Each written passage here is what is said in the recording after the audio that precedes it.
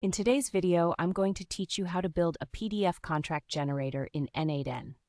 If you find this useful, consider subscribing and liking the video.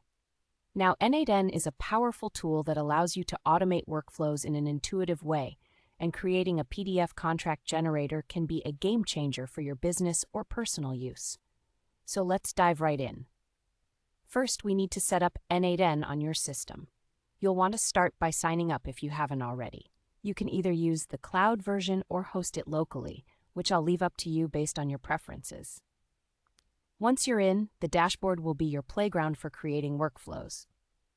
To begin, click on New Workflow. This is where the magic happens. The workflow will consist of several nodes that you'll connect to each other. For our contract generator, we primarily need an HTTP request node to collect data, a template node for creating the contract, and a PDF node for generating the file. Let's start with the HTTP request node. Click on Add Node and select HTTP Request. This node will allow your workflow to receive data. Think of things like the user's name, address, and contract details. You can set this node to work with a webhook. Just click on Add Webhook and n8n will generate a unique URL for you. Copy this URL as you'll need it when you decide to send data to this node. Next, we'll want to set up a Google Doc template. This is where the actual contract will be drafted. If you don't have one already, create a template in Google Docs with placeholders for data such as names, dates, and any specific clauses that will be filled in later. Make sure it's well formatted and professional, as this will be the final look of your contract. Now let's return to our workflow. Add the Google Docs node next. This node will pull in your template. When you add it, set it to Create Document from Template. You'll need to connect your Google account to n8n. Follow the prompts for authentication.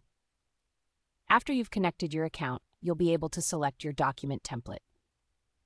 Next, you'll want to map the placeholders in your template to the data received from the HTTP request node. This means linking elements like the name and date on the Google Docs template to the input fields of your HTTP request. It's pretty straightforward. Just select the fields and drag them over to the right placeholders. Once that's done, we'll move on to the PDF conversion. Add the PDF node now. This step is essential as it will transform your Google Docs document into a PDF format. In the PDF node, you'll configure it to convert the document you created in the previous step.